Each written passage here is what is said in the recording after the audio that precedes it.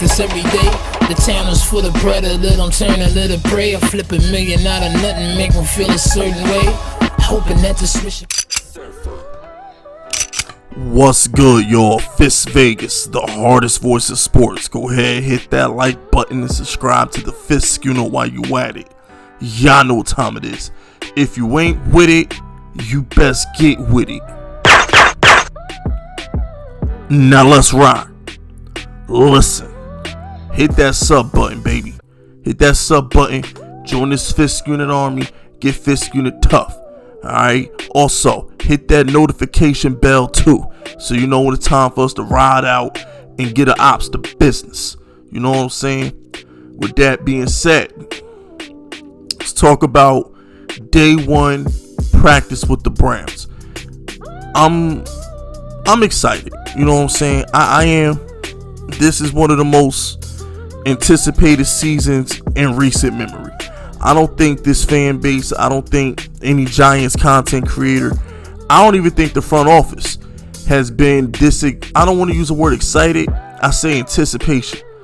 Like, we can't wait for this year to start. I think this is the year that we finally expect good things. I think as a collective, whether it's the front office, us content creators, the players, the fans, we all expect the playoffs. Some of them are higher, like me. I'm on the high side. I'm thinking a couple playoff wins. I'm on the high side. Some people are on the low side. Okay, we should compete for the division. But the consensus is division, playoffs. Let's see what happens. That's the consensus.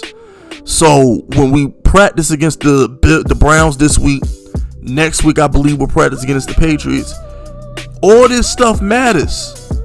It does. It all matters because we can't fail this year. This is a year we can't fail. We won't fail. Not if you're going to put that in the atmosphere. But we've been covering training camp for 3 weeks from now. And we've heard good things. Darius is doing good. Heard good things about David Sills. Corey Clement, despite his fumble last week, he's had a good camp. But the thing is, they've been going against each other. When you play the same person, I'll give y'all an example. Everybody in here probably play Madden, or they play 2K, or they play a fighting game, Mortal Kombat or something. If you play the same friend, or a couple friends, all the time, you know what they're going to do. You can be the most casual Madden and 2K player on the planet, and your homeboy can be like a champion who's on Twitch, who's on 2K TV, whatever. But if you play him every day, you're probably going to be more competitive with him than somebody who never plays him but once every 3 weeks or once every 100 games. So these Giants players that we read about at camp, they may look good. We might hear good reports. But I would hope you look good if you're playing against the same person every day. You know the tendencies. You know the traits. You know what they're going to do and what they're not going to do. I would hope you play good against your fellow teammates. So when I hear reports about Darius Slayton balling today, it makes me smile. Because he's had a real quiet camp. He hasn't really made no noise in camp. Sills has been having a better camp. And Shepard's been having a better camp. Evan Ingram's been the toast of the town in camp. Haven't heard anything on Darius Slayton, number 86. So it's good to see that he's doing this thing versus Cleveland. Because you got to remember, he's doing that. How do I say this? That same sorry-ass offense we had to watch last year is what's in Cleveland right now. Kadarius Toney isn't playing. Saquon isn't playing. Kenny Golladay isn't playing. So, and Daniel and Kyle Rudolph, who the hell knows when he's coming back. So Daniel Jones is out there with a backup running back, a backup wide receiver in Stills, who still has to make the team, and Shepard and Slayton. It's last year's offense. And I feel bad for Danny a little bit because it's like, if you're Daniel Jones, and it's like LeBron in 2015. Remember LeBron in 2015 when he lost to the Warriors and he's out there putting up triple doubles and it didn't matter because Kyrie was hurt, Kevin Love was hurt. I think that's Daniel Jones right now. Daniel Jones is out there with like Dellavedova, Tristan Thompson, J.R. Smith. Hey, yo, check this out, right? Like Corey Clement, Evan Ingram is his Dellavedova. Tristan Thompson is like Shepard, and freaking Darius Slayton is J.R. Smith because we don't know when the hell he gonna show up. But all his shiny new toys ain't there. So when I hear reports on Daniel Jones, I can't even judge him correctly because it's like the Giants moved the ball good today against the Browns. That's the reports. But damn, there's no Tony, there's no Galladay, there's no Saquon. So it's Daniel Jones out there getting his LeBron James on and turning water into wine out there. He don't have nothing to work with.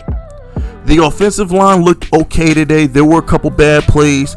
Daniel Jones threw a pick on the 2-minute drill. He got sacked on the first play of the 2-minute drill. Offensive line has to do better, but it wasn't nothing crazy. You know what I'm saying? I didn't hear no mega reports that Myles Garrett torched Daniel Jones all day, so that means Andrew Thomas did his thing. Didn't hear too many reports about Clowney wreaking havoc, so that means Perk did his job too. So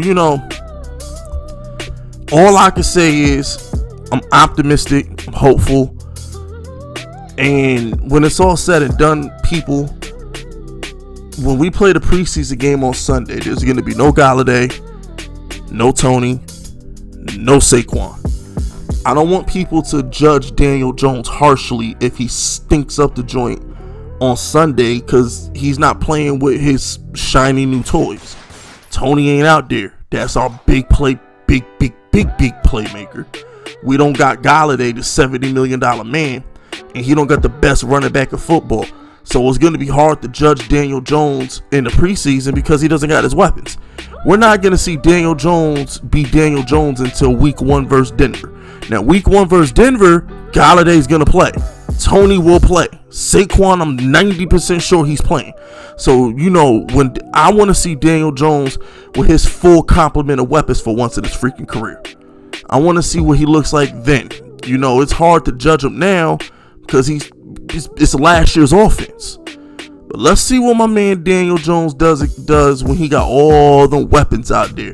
That's when we judge the Giants offense. I don't want nobody to panic this weekend if the offense don't move the way you want it to move. Like, it's not the offense we're going to see in the regular season when we got our studs out there. You feel me? And it feels good to say we have studs. Like, think about that. It feels good to know we got Tony coming, got Galladay coming, we got Saquon coming. Because last year we didn't have that hope. We didn't have that light at the end of the tunnel last year. It was just filth all over the damn field. Saquon was out the whole year. Evan Ingram couldn't catch a stick of butter.